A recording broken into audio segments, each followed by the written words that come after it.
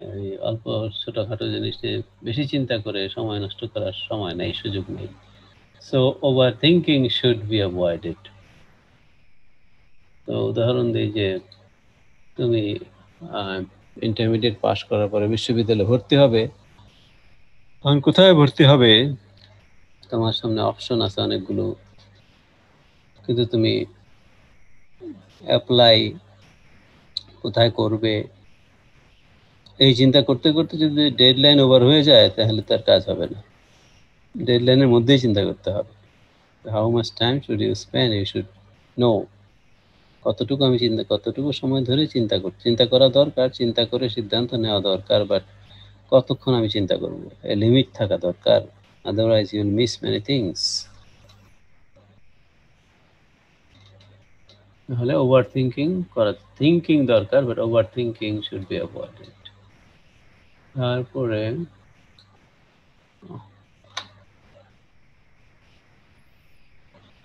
how much gelo, what is the central issue? Some decisions depend on others and the more basic decisions should come first. Central issue, okay, মূল বিষয় থেকে সরে যাওয়া যাবে না। তোমার মনে মনে সিদ্ধান্ত বহুদিন থেকেই স্কুল জীবন থেকে যে সিএসসি পড়বে। এখন ভর্তি পরীক্ষা দিতে গিয়ে যেখানে ভর্তি হওয়ার কথা মনে চেয়েছিল ওখানে সিএসসিতে হয়নি। সিএসসিতে এক জায়গায় নেই, পৃথিবীর আরো অনেক জায়গায় আছে, তোমাকে সেদিকে খেয়াল রাখতে হবে যে আমার তো এইম হচ্ছে সিএসসি পড়া। এখন আরেক বিশ্ববিদ্যালয়ে পরীক্ষা দিলাম, চান্স পেলাম আরেকটাতে। এখন বিশ্ববিদ্যালয়টা ভালো, বিশ্ববিদ্যালয় ভালো হলে কি হবে, তোমার যেটা এইম সেটা অর্জন করার জন্য তোমাকে অন্য জায়গায় যেতে হবে। তো এরকম একটি উদাহরণ আছে, আমার পাশের ফ্ল্যাটে যিনি থাকেন ব্যাংকের বড় কর্মকর্তা, তার মেয়েটি ভিকারুননিসা থেকে পাশ করেছে। তো তার ইচ্ছা, তার বড় বোন আবার জাহাঙ্গীরনগর থেকে পিএসসি পড়ে ইঞ্জিনিয়ার হয়ে ভালো কোম্পানিতে চাকরি করে। তো তারও ইচ্ছা সিএসসি পড়বে, আহসানুল্লাহ পড়বে। তো আমার কাছ থেকে খোঁজ খবর নিয়েছে, বাবা মেয়ে অ্যাপ্লাই করেছে, পরীক্ষা দিয়েছে, পরীক্ষা দিয়ে দেখা গেল তার টেক্সটাইল ডিপার্টমেন্টে চান্স হয়েছে, সিএসসিতে হয়নি। এখন ছাত্রী বলে সে টেক্সটাইলই পড়বে, তো সে তো মূল ইস্যু থেকে সরে গেল।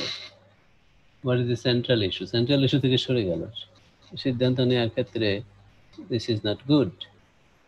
সে তার বাবা বুঝালো, আমাকেও বলল যে একটু এক্সপ্লেইন করেন সিএসসি পড়ার এবং টেক্সটাইল পড়ার মধ্যে যে ডিফারেন্সটা আছে।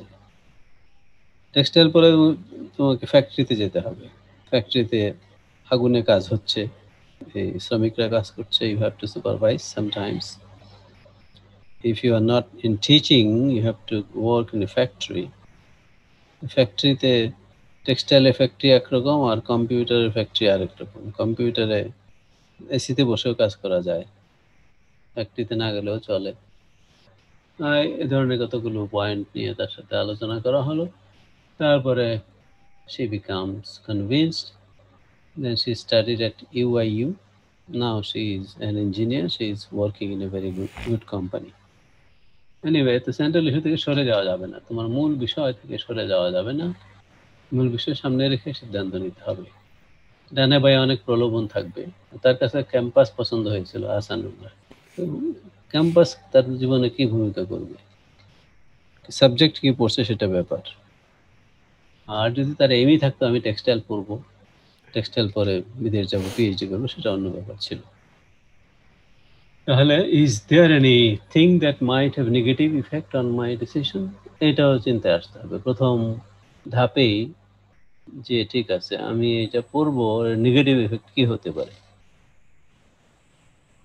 আমি সিএসসি পড়ছি, সিএসসির ডিমান্ড কি আছে বাংলাদেশে, সিএসসি ডিমান্ড কি আন্তর্জাতিক ক্ষেত্রে আছে, এগুলো ভাবতে হবে।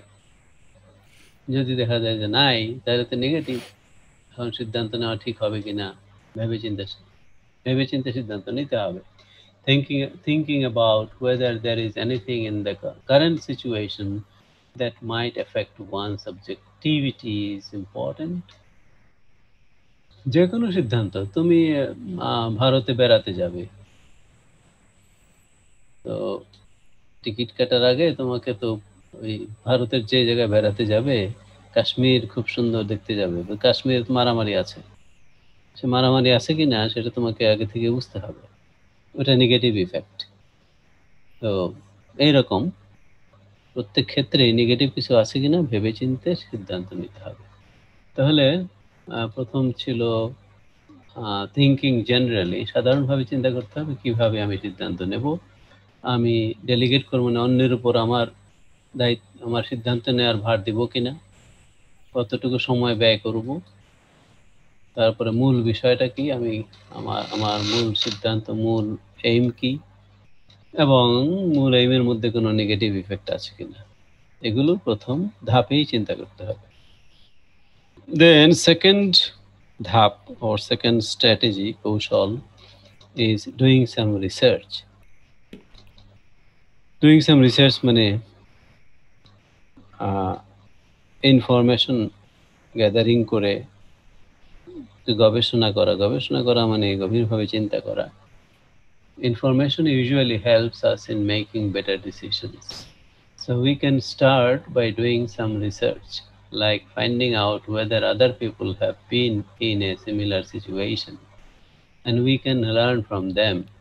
In this situation, a SWOT analysis is a good idea.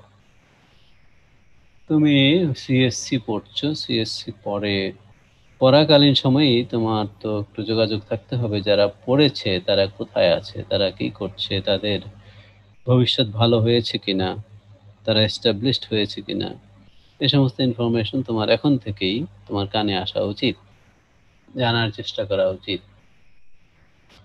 তারপরে সিএসসির কোন লাইন পড়ে কে বেশি সাইন করেছে, এই জিনিসগুলো মাথায় থাকতে হবে, তাহলেই তুমি ভালো সিদ্ধান্ত নিতে পারো। আমেরিকাতে আমার এক ছাত্র ৯২ সালে, আমি কলেজে ছিলাম মিডল ইস্টে, গেল, গিয়ে সে তড়িঘড়ি করে সে শুনেছে কেমিক্যাল ইঞ্জিনিয়ারিং ভেরি ডিমান্ডেবল। 4 বছর সে চোখ বুঝে পড়ে ফেললো, পড়ার পরে পাশ করার পরে শুনে যে না, এটা শুধু আমেরিকানদের জন্য, ফরেনারদের জন্য ইয়ে না, ডিমান্ডেবল না, ফরেনারদের ওই কেমিক্যাল ইঞ্জিনিয়ারিং জব দেয় না খুব একটা, তার তো আমেরিকান সার্টিফিকেটও নাই, মানে সরি সিটিজেনশিপও নাই। তারপরে তাকে তার সিনিয়র বন্ধুরা বলল যে ওখানে তো সুইচ করা যায় সাবজেক্ট তাড়াতাড়ি, তুমি তাড়াতাড়ি সফটওয়্যার ইঞ্জিনিয়ারিং এ মাস্টার্স করো, এর মধ্যে অতিরিক্ত কিছু কোর্স করতে হবে যেগুলো আন্ডার গ্রেডে তোমার করা হয়নি, করো। He was a brilliant student, he did it. Say masters করলো সফটওয়্যার ইঞ্জিনিয়ারিং এ, এবং তার রেজাল্ট হওয়ার সাথে সাথেই সিসকো কোম্পানি, তোমার নাম শুনেছো নিশ্চয়ই, বিখ্যাত সিসকো নেটওয়ার্ক কোম্পানি, সেখানে চাকরি পেয়ে গেছে, এখন সেখানকার সে বিগ বস, এস্টাবলিশ দেয়ার। সুতরাং ওই কেমিক্যাল ইঞ্জিনিয়ারিং পরে কেউ এস্টাবলিশ হয়েছে কিনা এই খবরটা যদি তার জানা থাকতো, তাহলে কেমিক্যাল ইঞ্জিনিয়ারিং পরে কে কোথায় চাকরি পেয়েছে এরকম যদি ইনফরমেশন জানা থাকতো, তাহার ওই 4 বছর ভুল পথে পড়তে হতো না। চোখ কান খোলা রেখে চলতে হবে, এই জন্যই। So doing some research, so we can start by doing some research, like finding out whether other people have been in the similar situation and we can learn from them in this situation. SWOT analysis. SWOT হচ্ছে S হলো এই যে capital SWOT আছে, strength এর জন্য S, week এর জন্য weakness, third column, W, and opportunity, second column, last bottom line, O, opportunity O, and threat এর জন্য T রয়েছে, এটাকে বলে SWOT। SWOT analysis সব সাবজেক্টে আছে, বিজনেসে আছে, ইঞ্জিনিয়ারিং এ আছে SWOT analysis। সেটা কি, সেটা হচ্ছে তোমাকে এইভাবে ছক এঁকে কাগজে অথবা মনে যে স্ট্রেংথস গুলো কি, আমি যে সিদ্ধান্তটা নিতে যাচ্ছি এর স্ট্রেংথ মানে স্ট্রং পয়েন্ট গুলো কি, আবার ডান দিকে হার্মফুল কি কি আছে, উইকনেসেস আছে কিনা, আবারও হেল্পফুল কি আছে, অপরচুনিটিস গুলো কি, তাহলে স্ট্রং পয়েন্টস অপরচুনিটিস এ করলে আমি কি কি করতে পারবো, আমি যে সিদ্ধান্ত নেই আমার কি অপরচুনিটি সামনে থাকবে। তারপরে থ্রেট আছে কিনা, কোনো ঝুঁকি আছে কিনা। এখন যদি তুমি দেখো হেল্পফুল কলাম ইজ স্ট্রঙ্গার, সামান্য থ্রেট আছে, সামান্য উইকনেস আছে, বাট মোর স্ট্রং পয়েন্টস আছে, মোর অপরচুনিটিস আছে, then you can go for it, you can take decisions. একেবারে থ্রেট শূন্য তো কিছু নাই, একেবারে উইকনেস শূন্য কিছু না, কিছু থাকতেই পারে, but if this column is less and the left column is bigger, so you go for that. In this way you have to think. নিজের থিঙ্কিং না কুলালে মানুষের সাহায্য নিতে হবে, friends, well wishers, parents. The SWOT framework offers a systematic approach for assessing an organization, especially when formulating future plan. একটা অর্গানাইজেশনকে তুমি যদি বিশ্লেষণ করো যে এই কোম্পানিতে আমি চাকরি করবো কিনা, তখনও এটা এই অ্যাসেসমেন্ট করতে হবে, এই কোম্পানির স্ট্রং পয়েন্ট কি, এই কোম্পানির অপরচুনিটি কি, এর থ্রেট কি, আর উইকনেসেস কি। Excuse me.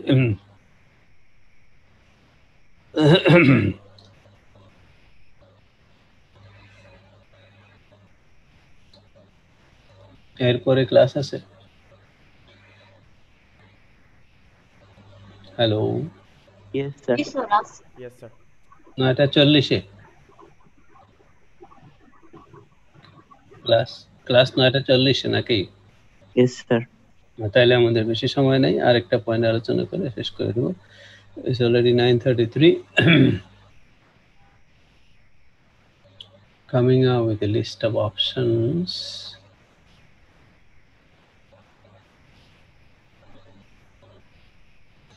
ওকে, এখানে বইয়ে একটি এক্সাম্পল দিয়েছে।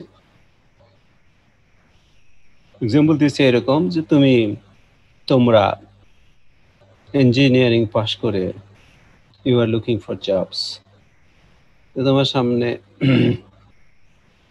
অপশন আছে, একটা বড় কোম্পানিতে চাকরি নিতে পারো, আর একটা হলো ছোট কোম্পানি, এটাকে বলে স্টার্ট আপ যা শুরু হয়েছে, আর একটি হলো তুমি you can open your own business. এই তিনটার মধ্যে কোনটা বেছে নেবে, কিভাবে নেবে? আর স্ট্রেংথস গুলো, স্ট্রং পয়েন্ট, বড় কোম্পানির স্ট্রং পয়েন্ট হচ্ছে big salary, a very satisfactory health benefits and the long vacation. বছরে 15 দিন ছুটি আছে একসাথে। হেলথ বেনিফিট মানে তোমার কোম্পানির তোমার ফ্যামিলির যত মেম্বার আছে সবার চিকিৎসার ব্যয় ভার দিবে কোম্পানি, লাখ টাকা লাগলেও ডাক্তারের পয়সা, হসপিটালের পয়সা কোম্পানি দিবে, এবং ভালো স্যালারি আছে। ওটার আবার উইকনেস অথবা থ্রেট যা বলো সেখানে আছে, company is very rigid in their rules and regulations. তারপরে মনোটোনাস ওয়ার্ক, এই দুটো হলো নেগেটিভ জিনিস। মানে স্ট্রিক্ট 9টা মানে 9টাই, তোমাকে 9টা অফিস মানে 9টাই যেতে হবে, তার মানে 9টা একটু আগে যেতে হবে। আবার ছুটি 5টায় বেরোতে হবে, 4টায় বেরিয়ে আসা যাবে না, এরকম করলে পানিশমেন্ট আছে। তারপরে মনোটোনাস ওয়ার্ক মানে প্রতিদিন 9টা 5টা একই রকম কাজ, বোরিং। এখন তুমি কোন দিকে যাবে তোমাকে চিন্তা করতে হবে। আর স্টার্ট আপ যেটা নতুন কোম্পানি, ওখানেও স্যালারি ভালোই আছে, বাট হেলথ বেনিফিট নেই, কোম্পানি মাত্র শুরু হয়েছে, এত কিছু এখন দিতে পারবে না। তারপরে ওখানে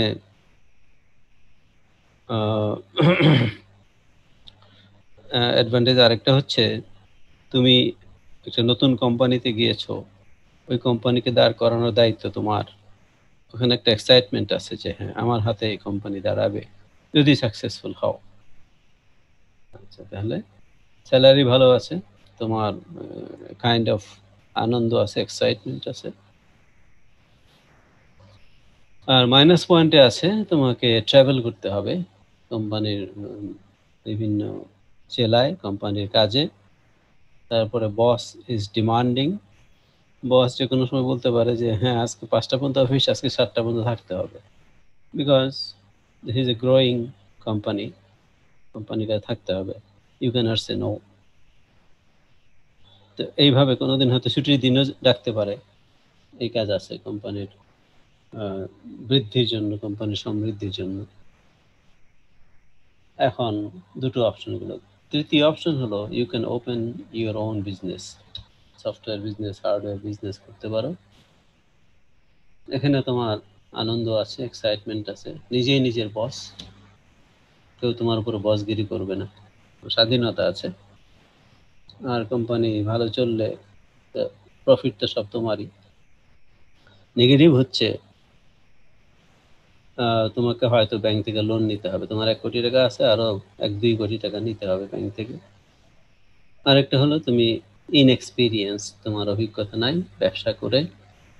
ইনএক্সপিরিয়েন্স হলে একটু রিস্ক থেকে যায়, কোম্পানি ফেল করবে নাকি ফ্লারিশ করবে। এই 3টা অপশন তোমার সামনে আছে, নিজে কোম্পানি খুলবে নাকি নতুন কোম্পানি জয়েন করবে নাকি বিগ কোম্পানিতে জয়েন করবে। এখানে কিন্তু একজনের জন্য সবটাই ফিট হবে না। একজনের জন্য হয়তো বিগ কোম্পানি ফিট হবে, যে পাংচুয়ালি অফিসে যেতে পারবে, যে ডিসিপ্লিন, সে সেখানে ফিট। আর যে সময় মতো কাজ করতে পারে না, সে সেখানে গেলে বিপদে থাকবে, চাকরি হারানোর সম্ভাবনা থাকবে। সুতরাং তার সেখানে না যাওয়াই ভালো। সুতরাং কিছু কিছু সিদ্ধান্ত আছে, একজনের জন্য যেটা সঠিক, আরেকজনের জন্য সেটা রং। এইভাবে চিন্তা করে SWOT অ্যানালাইসিস করতে হবে, strength, weakness, opportunities and threats, এগুলো বিবেচনা করে সিদ্ধান্ত নিতে হবে।